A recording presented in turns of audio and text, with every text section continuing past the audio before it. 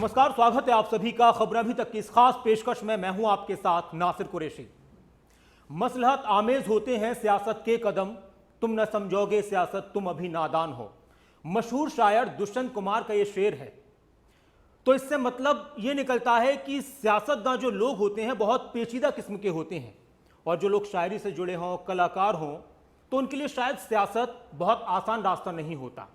लेकिन कुछ लोग ऐसे हैं जो कला के क्षेत्र से जुड़े हैं और वो सियासत में आते हैं, राजनीति में आते हैं। बहुत सारे लोग नाम कमा जाते हैं तो बहुत सारे लोग गुमनाम हो जाते हैं। लेकिन एक शायर हैं जिन्होंने बहुत सारी शायरी की, लेकिन इन दिनों जब उनकी शायरी का कोई इशू होता है तो वो कहते हैं कि वो बगावती शायरी करते हैं।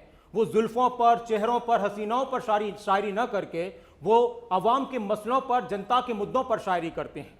और इन दिनों राष्ट्रीय पार्टी कांग्रेस पार्टी में एक बड़ी जिम्मेदारी उनको मिली है।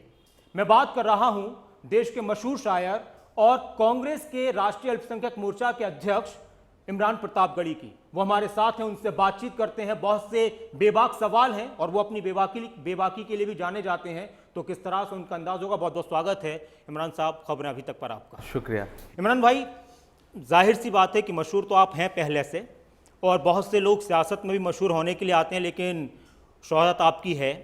तो क्या कांग्रेस ने एक ऐसा चेहरा देखा राष्ट्रीय अल्पसंख्यक मोर्चा की जिम्मेदारी देने के लिए जिसको लोग आसानी से कबूल कर लें, जिसकी शोहरत हो?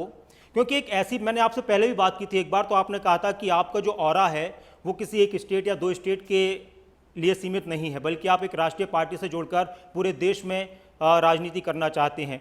तो क्या कांग्रेस के हिसाब से आप बहुत सुटेबल बैठ रहे थे? तो इस वक्त इमरान प्रतापगढ़ी सबसे बड़ा चेहरा है मुसलमानों में कांग्रेस के लिए। देखिए, हर पार्टी जाहिर सी बात है कि अगर वो सियासत में है तो वो ये सोचती है, इस पर डिस्कस करती है, फैसला करती है कि अगर वो किसी एक इंसान को किसी बड़ी जिम्मेदारी पे बिठा रही है तो उसका देश भर में उसकी एक्सेप्टेंस कितनी है और उसको बनाने का फ़ायदा क्या होगा।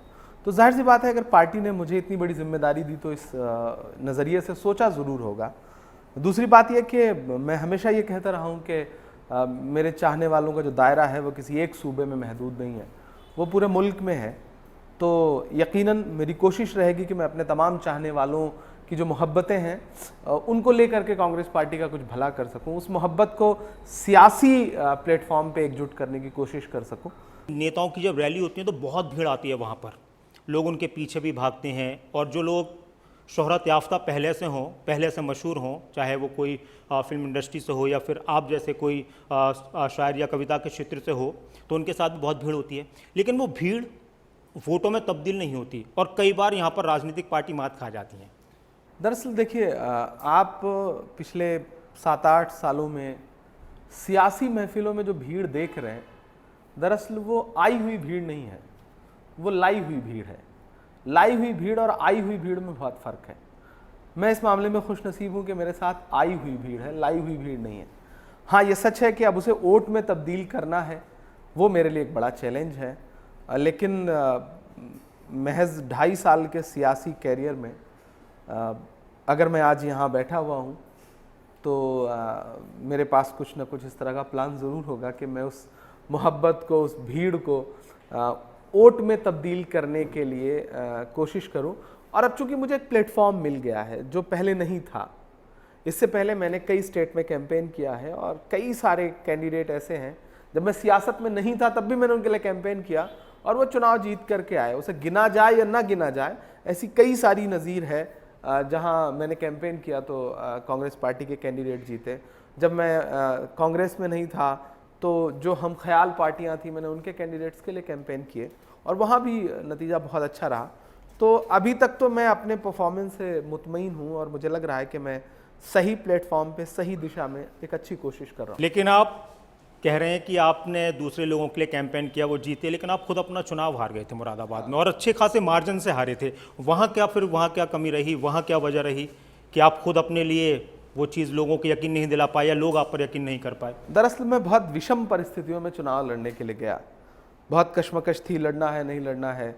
और फिर उसी सीट से हमारे जो तत्कालीन प्रदेश अध्यक्ष थे राज बब्बर साहब, उन्होंने अपना टिकट पहले अनाउंस करा लिया। फिर बाद में कुछ ऐसी सिचुएशन बनी कि मुझे चुनाव लड़ना पड़ा। मैं लड़ना चाहता भी था, लेकिन देर से वो जो ताख़ीर थी 15-20 दिन की, उसने बहुत डैमेज किया।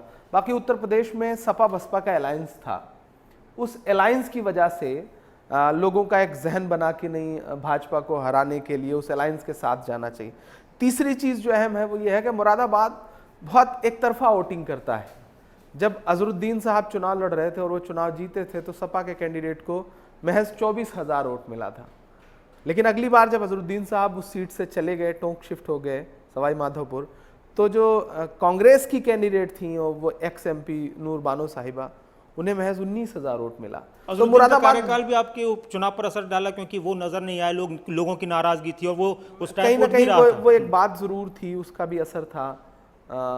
चूंकि चुनाव जीतने के बाद अजहर भाई को ज़्यादा वक्त मुरादाबाद में देना चाहिए था, वो शायद किन्हीं वजहों से नहीं दे सके थे। तो वो मेरे पास जो 15-20 दिन का वक्त मुझे मिला था, मैं आवाम को ये एहसास दिलाने में लगा रहा कि नहीं, मैं आपका अपना हूँ, मैं आपके बीच रहूँगा, मैं जीत जाऊँगा तो जाऊँगा नहीं। ठीक है, आवाम ने मुझे मोहब्बत बहुत दी, वोट कम मिला मुझे, मैं चुनाव हार गया, लेकिन मुझे उसकी शिकायत नहीं है। मैं चुनाव हार के भी वहाँ मुसलसल बना रहा और आज दावे से कह रहा हूँ कि आज आप लोकसभा का चुनाव करा लीजिए। मेरा ख्याल है कि जो नतीजा उस वक्त था वो बदल जाएगा, बस जीता हुआ नाम वो इमरान प्रतापगढ़ी का होगा। तो फिर क्या इमरान प्रतापगढ़ी लोकसभा का चुनाव तो खैर अभी मुमकिन नहीं है, कोई ऐसे हालात भी नहीं, लेकिन हाँ विधानसभा का चुनाव करीब है, तो फिर कहीं पर किस्मत आजमाएंगे मुरादाबाद से या कहीं और से? नहीं, मैं विधानसभा का चुनाव नहीं लड़ूंगा। मैं पूरे प्रदेश में मुझे चुनाव लड़ाना है, कैंपेन में रहना है और मेरा टारगेट लोकसभा है, विधानसभा नहीं है। तो मेरी आप जिंदगी जैसे का मजबूत चेहरे अगर पीछे हटेंगे चुनाव से, तो वो कांग्रेस पार्टी जो महज अभी 7 सीटें अपने पास रखती है, जिसने कभी कांग्रेस में उत्तर प्रदेश में सरकारें बनाई हैं मजबूती के साथ, आज वो कहीं नजर नहीं आती। तो इस तरह से तो फिर मजबूती किस तरह से? नहीं, इसे को पीछे हटना नहीं कहते हैं, इसे आप स्ट्रेटजी भी कह सकते हैं। पार्टी कहेगी मैं कल चुनाव लड़ने को तैयार हूँ, पार्टी उत्तर प्रदेश में जिस सीट से कहेगी वहां से लड़ने को तैयार हूँ। मैं मैदान से भागने वालों में से नहीं हूँ, लेकिन पार्टी भी इस बात की अहमियत समझती है कि इमरान का इस्तेमाल ज़्यादा बड़े पैमाने पे तब हो सकता है जब इमरान फ्री रहें। तो जाहिर सी बात है कि अगर मैं फ्री रहूँगा, अपने चुनाव में नहीं उलझा रहूँगा, तो पूरे सूबे में जाके कैंपेन कर सकता हूँ। 5 स्टेट के चुनाव एक साथ होने हैं, उत्तराखंड का होना है, पंजाब का होना है, मणिपुर का होना है, गोवा का होना है, तो मुझे सारी जगहों पर कैंपेन के लिए जाना है। तो मैं एक जगह उलझ जाऊँगा। अच्छा, चूँकि मुझे लोकसभा लड़ना है तो मैं कल को विधानसभा लड़ूं, फिर 1.5 साल बाद लोकसभा लड़के विधानसभा से इस्तीफा दूं, तो वो थोड़ा सा ठीक नहीं रहेगा। अगर मेरा प्लान सिर्फ और सिर्फ विधानसभा का हो तो मैं विधानसभा लड़। लेकिन आपने जो कहा ना कि इस्तीफा दूं, इससे तो ये कि आपको पूरी जीत का यकीन है, तो जब आपको यकीन है तो शायद आप अगर किसी को मुरादाबाद से लड़ाएंगे वो भी जीतेगा फिर? नहीं, जाहिर सी बात है, हमारी पूरी कोशिश रहेगी कि वो जीते। जिस तरह आवाम आज मुझे याद कर रही है, मुझसे मोहब्बत जता रही है, मैं कोशिश करूंगा। इस जीत का यकीन इमरान प्रतापगढ़ी को अपने ऊपर है, अपनी जाति पहचान पर है, या फिर कांग्रेस पार्टी? क्योंकि कांग्रेस से तो बड़े बड़े लोग हैं, वो हार जाते हैं। राज बब्बर साहब का आपने जिक्र किया, आज वो नजर ही नहीं आ रहे कहीं पर, जबकि उनको बहुत सारी जिम्मेदारियां दी गई थी। पिछला चुनाव उनकी क़यादत में लड़ा गया था। वो किसी का एक शेर है कि हर वफा जिंदे जावेद नहीं होती है, दिल का हर जख्म कहीं दिल का कमल बनता है। जब शहनशाह भी हो, इश्क भी हो, दौलत भी, तब कहीं जाके कोई ताजमहल बनता है। अकेले शायद इमरान न जीत सकें, या अकेले कांग्रेस पार्टी वहाँ उतनी मजबूती से न लड़ सके अगर इस तरह के किसी चेहरे के साथ नहीं जाती। तो दोनों को जब मिला देंगे तब मेरा यकीन बढ़ जाता है। इमरान भाई, अभी कुछ दिन पहले उत्तर प्रदेश के एक कांग्रेस के वरिष्ठ नेता हैं, उनसे मेरी बात हो रही थी। तो अभी जो चुनाव हुए थे पंचायत के, तो उन्होंने कहा था कि हमने तो चेक करने के लिए कि हमारी स्थिति क्या है, इसलिए हम चुनाव के मैदान में आए थे। तो क्या ये जो कांग्रेस की एक मेंटलिटी बन गई है फिलहाल के चुनाव में, ये नुकसानदायक साबित हो रही है? कि क्योंकि दूसरी तरफ जो बीजेपी है वो हर चुनाव को, छोटे से छोटे चुनाव को बहुत अहमियत देती है, और आप लोग चुनाव में देखते हैं कि कौन सा सही है कौन सा गलत है, किस तरह से देखना है? देखिए, उत्तर प्रदेश में हिंदी का एक शब्द है सृजन। हम सृजन की प्रक्रिया से गुजर रहे हैं। पिछले 32 साल से हम वहाँ सत्ता में नहीं हैं। ऐसे में संगठन लगभग खत्म हो गया था, जिस पे पिछले 1.5 साल में 2 साल में बड़ा काम हुआ है प्रियंका जी की क़यादत में, उनके नेतृत्व। खत्म क्यों होगा? खत्म होने की जाहिर सी बात है, जब आप इतने दिन से सत्ता में नहीं रहेंगे, आपका ही कैडर शिफ्ट हुआ, तब जाकर क्षेत्रीय दलों का वजूद बना, और वो धीरे धीरे कम होता चला गया। जब आप सत्ता से बाहर होते हैं, राजनीति का अपना एक प्रारूप है, उस फ्रेम से जब आप निकलते हैं तो चीज़ें खराब होती जाती हैं। लेकिन अच्छी बात यह है कि पहली बार गांधी परिवार इतना पर्सनल होकर के उत्तर प्रदेश में इन्वॉल्व हुआ और प्रियंका जी के नेतृत्व में संगठन पे बड़ा काम हुआ। बाकी हमारा टारगेट विधानसभा है, हम विधानसभा पे बहुत फोकस कर रहे हैं और हमें पूरा यकीन है कि आने वाले दिनों में उत्तर प्रदेश में बिना हमारे कोई सरकार नहीं बनेगी। इस यकीन की वजह क्या है और इसके साथ ही क्या अब उत्तर प्रदेश में, आपने प्रियंका गांधी जी का जिक्र किया, तो उनकी छवि को बचाए रखने की कोशिश होगी या वाकई में कांग्रेस पार्टी कांग्रेस को मजबूत करने की कोशिश में नजर आएगी? क्योंकि अभी तक तो ये महसूस होता है और आपके विरोधी भी कहते हैं कि कांग्रेस की कोशिश सिर्फ ये है, कांग्रेस के कार्यकर्ताओं की, कि प्रियंका गांधी की जो छवि है वो बेहतर बनी रहे। नहीं, ये एक नैरेटिव बनाया जाता है भारतीय जनता पार्टी की तरफ से, बाकी अपोजिशन पार्टियों की तरफ से। अगर छवि बचाए रखने जैसी कोई कवायद होती तो प्रियंका जी उत्तर प्रदेश का प्रभार क्यों लेती? वो स्टेट जहां बिल्कुल बंजर जमीन थी, ऐसी जमीन पर उतर के मेहनत करना, ये प्रियंका जी का करिश्माई नेतृत्व ही कर सकता था। उन्होंने एक तरह से मुश्किल रास्ता चुना और उस मुश्किल रास्ते को चुनने के एवज में बहुत बेहतर परिणाम नजर आएंगे। हमें हालात दिख रहे हैं और संगठन का काम बहुत अच्छा हो रहा है। हम पूरे उत्तर प्रदेश को ये बता देंगे कि उत्तर प्रदेश के चुनाव को बिना कांग्रेस के आप नहीं देख सकते। ये आपका अति आत्मविश्वास तो नहीं है? क्योंकि जिस कांग्रेस से अभी तक कोई हाथ मिलाने के लिए भी तैयार नहीं है, सभी ने कह दिया कि भाई हम इनके साथ नहीं, हम अकेले लड़ेंगे, कांग्रेस का आत्मविश्वास है, अति आत्मविश्वास है या फिर गलतफहमी का शिकार है? गंगा जी में बहती हुई लाशें, कोरोना में सैकड़ों हजारों मौतें, महंगाई के नाम पर 1000 रुपए के आसपास गैस सिलेंडर, 100 रुपए के पार पेट्रोल और डीजल, 200 रुपए के पार रसोई का तेल, आसमान भाव जो है वो सब्जियों का आसमान छू रहा है। इतने के बावजूद अगर मीडिया के सर्वे भाजपा को बता सकते हैं कि वो 300 पार जा रहे हैं, तो अति आत्मविश्वास भाजपा का है या हमारा है? हमने तो जमीन पे मेहनत की है, हमारे लिए फजा हमवार है। हमने पिछले 4 साल में उत्तर प्रदेश में विपक्षी दल होने का फर्ज अदा किया है और हम ही नजर आए हैं। ना तो अखिलेश जी नजर आए, ना मायावती नजर आई। ऐसे में इंसिडेंट छोड़कर आप नजर आए हैं, आत्मविश्वास, एक आध इंसिडेंट छोड़ दें तो आपकी पार्टी के नेता नजर आए, इसमें कोई दो राय नहीं है कि आप सोशल मीडिया पर भी नजर आते हैं और फील्ड में भी आप जा रहे हैं, वो आपकी तस्वीरें बयान कर देती हैं, लोगों से मिल भी रहे हैं। लेकिन कांग्रेस पार्टी के और भी जो नेता हैं वो शायद इससे बहुत दूर हैं अभी, या फिर अभी जागे नहीं हैं, या फिर धीरे धीरे जाग रहे हैं जबकि चुनाव करीब है। नहीं, आप दरअसल आप सब पे नजर नहीं रखते हैं, आप सिर्फ गांधी परिवार से जुड़े नेताओं पे नजर रखते हैं। नीचे जो सेकंड लाइन लीडरशिप है, तीसरी लाइन की लीडरशिप है, मीडिया उन पे तवज्जो भी नहीं देता है। नहीं, मीडिया उन पे तवज्जो भी नहीं देता है, पहली चीज। दूसरी बात ये कि आप कह रहे हैं कि एक आध चीजों को छोड़ करके, हम कह रहे हैं कि एक चीज गिना दीजिए जिस पे कांग्रेस चुप रही हो। उत्तर प्रदेश में घटी हुई एक भी घटना गिना दीजिए जिस पे हमने प्रमुख विपक्षी दल होने का फर्ज ना अदा किया हो। मैं बाकी विपक्षी दलों की 10 घटनाएं गिना दूंगा कि वो बिल्कुल मौन साध गए, उन्होंने अपने होंठ सिल लिए। ऐसी जगहों पे भी सिर्फ कांग्रेस बोली। जिस काडर का आप जिक्र कर रहे हैं अपने, वहां पर गुटबाजियां बहुत हैं आपके पार्टी में, ठीक है ना? और आपकी पार्टी का एक पता है, एक चलन है कि हर प्रदेश में गुटबाजी जरूर होती है। अब उसको या तो हाईकमान की तरफ से तवज्जो नहीं दी जाती या फिर कहा जाता है भी ठीक है अपना जोर लगाते रहो, लास्ट में देखेंगे। और ये कई प्रदेशों में हुआ है ऐसा। पिछले 6 महीने में भारतीय जनता पार्टी ने 5 मुख्यमंत्री बदले और गुटबाजी का इल्जाम कांग्रेस। पता है इसमें सबसे अहम बात क्या है? हास्यास्पद बात है, गुटबाजी नहीं, एक स्वस्थ प्रतिस्पर्धा राजनीति के हर लोकतंत्र में उसका स्वागत भी होना चाहिए। वो कांग्रेस पार्टी में भी है, वो होना भी चाहिए। मैं राजनीति में आया हूं तो मेरे ख्वाब बड़े हैं, जाहिर सी बात है। मैं किसी एक जगह सीमित होने के लिए नहीं आया। इसी तरह मैं राजनीति में सक्रिय हर नेता से यह कहना चाहता हूं कि अपने आप को सिर्फ एक जगह तक सीमित रखने के लिए मत सोचिए, अपने ख्वाब बड़े रखिए। ये कांग्रेस पार्टी है, कांग्रेस पार्टी वो पार्टी है कि जब किसी दिन अप्रत्याशित तौर से किसी डॉक्टर मनमोहन सिंह साहब को उनका नाम चुनती है और उन्हें इस देश का प्रधानमंत्री बना देती है, तो संभावनाएं तो यही तो बीजेपी कहती है कि हमारे यहाँ तो चाय बेचने वाला देश का प्रधानमंत्री बन जाता है, ये किसी पार्टी में हो ही नहीं सकता। नरेंद्र मोदी जी की बेची हुई चाय अगर पूरे भारत में किसी ने पी हो तो मुझे बता दें आप, तो मैं मान लूं कि हाँ वो चाय बेचते थे और चाय बेचने वाला आदमी प्रधानमंत्री बन गया। आपने बीजेपी के मुख्यमंत्रियों का जिक्र किया, ये कितनी बड़ी बात है कि बीजेपी अपने मुख्यमंत्रियों को हटा देती है। बीजेपी अपने मुख्यमंत्रियों को हटा देती है और पार्टी में ज़रा सी भी बगावत नहीं होती, कोई चर्चा नहीं होती, सब उस फैसले को मान लेते हैं। आपके पार्टी में अगर किसी प्रदेश अध्यक्ष को या किसी संगठन के अध्यक्ष को भी हटाना होता है तो काफ़ी कुछ नज़र आने लगता है, बहुत सारा शोर शराबा महसूस किया जाता है। नहीं, ये सवाल आपका जो है, मैं इस सवाल के जवाब में सिर्फ एक सवाल इस देश की मीडिया से पूछना चाहता हूँ कि आप कैसा लोकतंत्र चाहते हैं? एक ऐसा लोकतंत्र जिसमें दिल्ली में बैठा हुआ एक सेंट्रल नेतृत्व का व्यक्ति जिसे जब चाहे बिना कोई गुनाह बताए हटा दे। विजय रूपानी को भी पता नहीं होगा कि उन्हें क्यों हटाया गया, और आज जिनको बनाया गया है पटेल साहब को, उन्हें भी नहीं पता होगा कि उन्हें क्यों मुख्यमंत्री बनाया गया।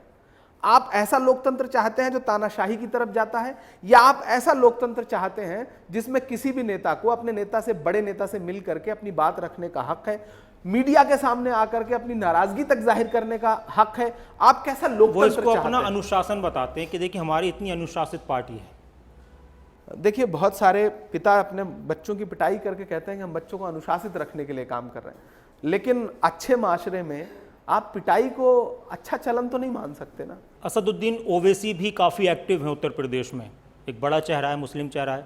आप भी अगर सियासत के लिहाज से देखा जाए, शायर के हिसाब से तो आप पहले से ही मशहूर हैं और लोग पसंद करते हैं, सियासत में भी आप बहुत आगे बढ़ रहे हैं, तो उनकी मौजूदगी को किस तरह से आप देख रहे हैं उत्तर प्रदेश में?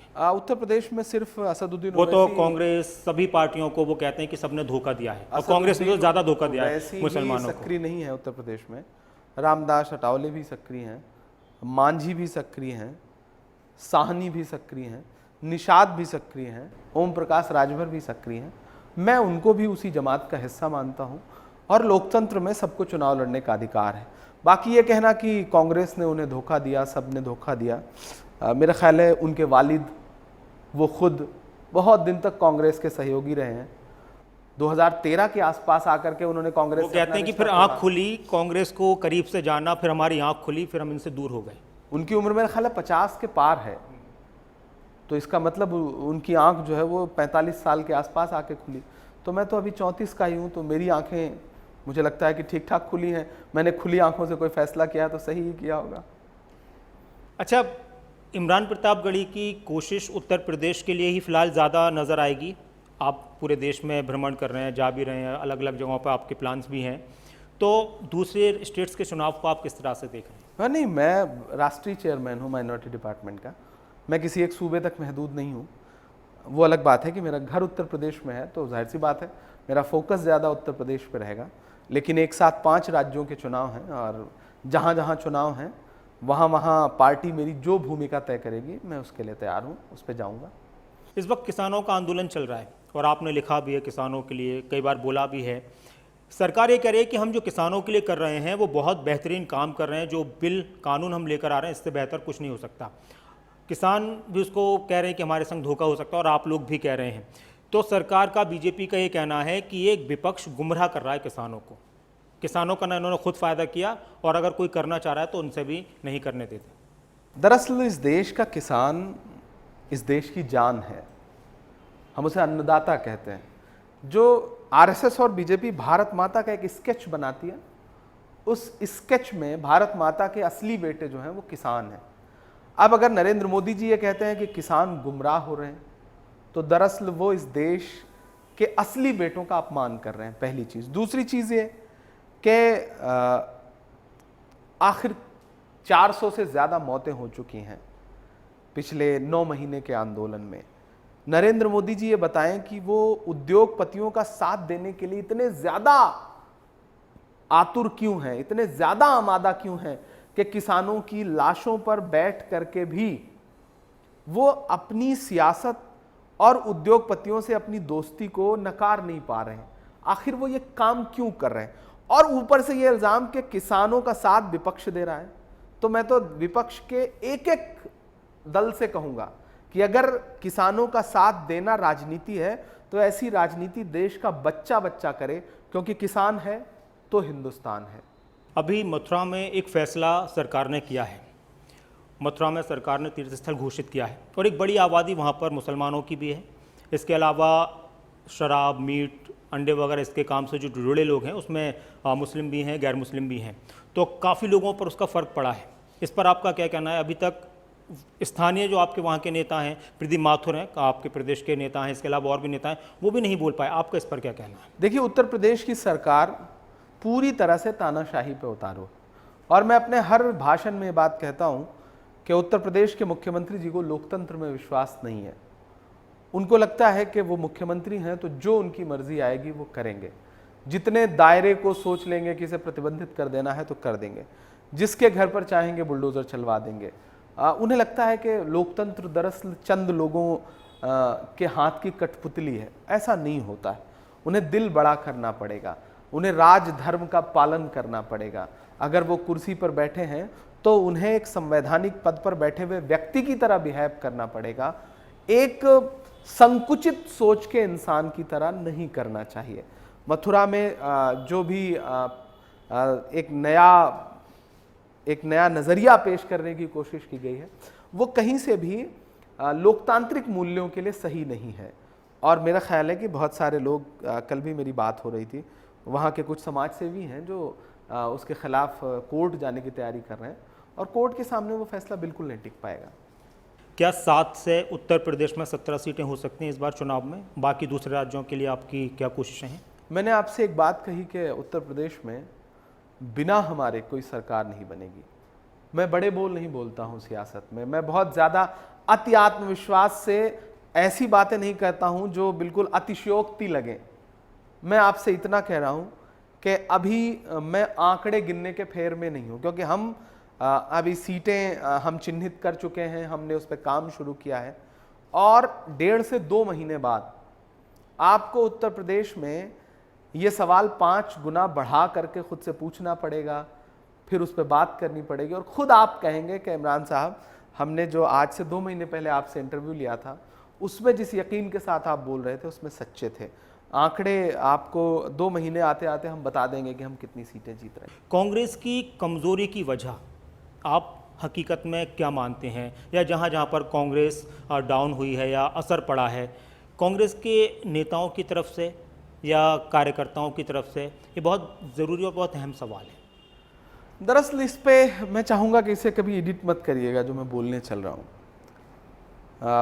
लोग ये सोचते हैं कि कांग्रेस कई सारे सूबों में लगातार हार क्यों रही है, सेंट्रल पॉलिटिक्स में लगातार हार क्यों रही है।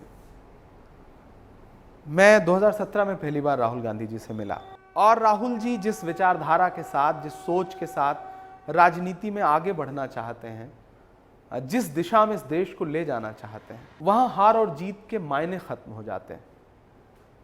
राहुल गांधी, आप भी इस बात को मानते हैं, इस देश के वाहिद ऐसे पॉलिटिशियन हैं जिन्होंने प्रधानमंत्री आवास में 3 दशक से ज्यादा का वक्त गुजारा है।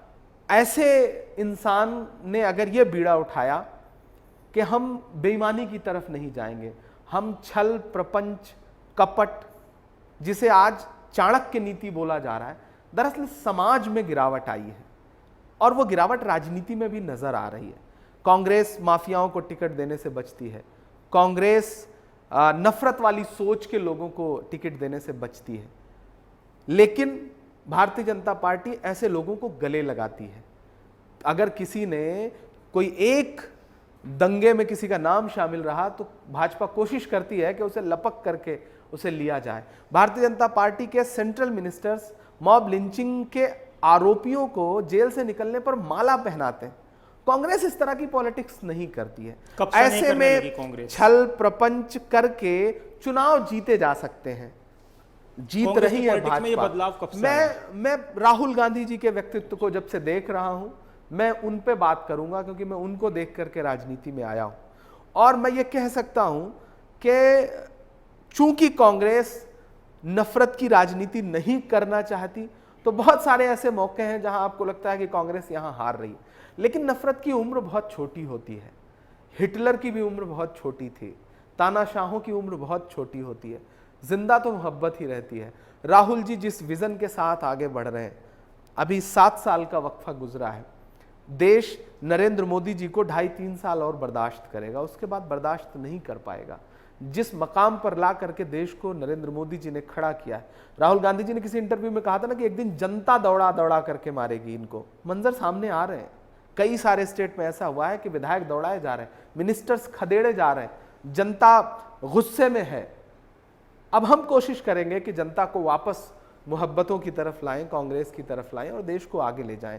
तो इसलिए हार और जीत कोई बहुत बड़ा पैमाना नहीं है। हम देश के लिए काम कर रहे हैं, सिर्फ जीतने के लिए काम नहीं कर रहे हैं। देश की सियासत और अपनी पार्टी कांग्रेस के लिए और आपकी शख्सियत के लिए कोई शेर अगर आप उस हिसाब से कहना चाहें। नहीं, आज मैं यहाँ बतौर शायर नहीं बैठा हूँ, बतौर नेता बैठा हूँ, उसी पॉलिटिक्स से जुड़ा हुआ। मैं बस इतना कहना चाहता हूँ, आपने शुरू में कहा कि मुस्लिम पॉलिटिक्स का चेहरा, और मैं इस देश की अक़लियतों को एक यकीन दिलाना चाहता हूँ कि मैं सियासत में बहुत कुछ छोड़ के आया हूँ। सियासत में आने के बाद कई सारी चीज़ें जो मिलती हैं, उनमें से 3-4 अहम चीज़ें पहले से मेरे पास थीं। मैं वो सब एक किनारे रख कर के आया हूँ। मेरे लिए बहुत आसान था कि किसी सियासी पार्टी का दामन चुपचाप पकड़े रहना, पर्दे के पीछे से पकड़े रहना और बैक डोर से किसी राज्यसभा में एंट्री ले लेना या सरकार बनने पे कोई अहम ओहदा ले लेना। लेकिन मैं हमेशा सड़क पर लड़ने वाला इंसान हूँ। मैंने शायरी में भी सिर्फ माइक से नज़में नहीं पढ़ी हैं। मैं अकेला उदाहरण हूँ हिंदुस्तान के मुशायरों की दुनिया में, कविताओं की दुनिया में, जो हिंदुस्तान के ज़्यादातर पीड़ितों के घरों तक पहुँचा है। मैंने एक मुश्किल रास्ता चुना है। मैं अक़लियत के लोगों से कहूँगा कि इससे पहले आपने बहुतों पे भरोसा किया है, बहुत सारे ऐसे सियासी नेताओं पे भरोसा किया जिन्होंने आपका भरोसा तोड़ा, आपको छला, लेकिन आपने पिछले 10 साल की मेरी ज़िंदगी को समझा है, जाना है। जब मैं सियासत में नहीं था तब भी आपने ये देखा है कि मैंने लम्हा लम्हा आपकी फ़िक्र में गुजारा है। तो मैं आपसे ये वादा कर रहा हूँ कि एक बार भरोसा जताइए, एक बार साथ खड़े होइए। मैं आने वाले दिनों में मेरी ज़िंदगी के जो भी 25-30 साल रहेंगे सियासी ज़िंदगी के, अगर ज़िंदा रहा तो उनमें से एक लम्हा भी ऐसा नहीं गुजरेगा जो आपकी बेहतरी की फ़िक्र के बगैर गुजरे। ये मेरा वादा है। दूसरी बात ये कि आपको भरोसा तो करना पड़ेगा। ज़ख्म है माजी में, मुश्किलें हैं माजी में, दुश्वारियां हैं माजी में, लेकिन माजी का मातम करने से मुस्तकबिल बेहतर नहीं बनता है। बहुत बहुत शुक्रिया इमरान भाई खबर अभी तक के साथ जुड़ने के लिए। और बहुत सारी बातों का जिक्र इमरान प्रतापगढ़ी ने किया, जनता की बात कही, लेकिन अक्सर जनता जब नेताओं की बात सुनती है तो फिर एक शेर है किसी का, तो जनता ये कहती है कि ये न सोचा था कि अपनी बात से मुकर जाएंगे, वक्त आएगा तो हालात से डर जाएंगे, उनके चेहरों पर नकाबों को पड़ा रहने दो वरना अपनी ही निगाहों से गिर जाएंगे। लेकिन इमरान प्रतापगढ़ी यकीन दिला रहे हैं कि उन पर यकीन करके देखो, जिन पर पहले किया होगा तो शायद उनसे धोखा मिला हो। इस खास पेशकश में इतना ही, लेकिन खबरें अभी तक पर खबरों का सिलसिला लगातार जारी है। आप बने रहें खबरें अभी तक के साथ। नमस्कार।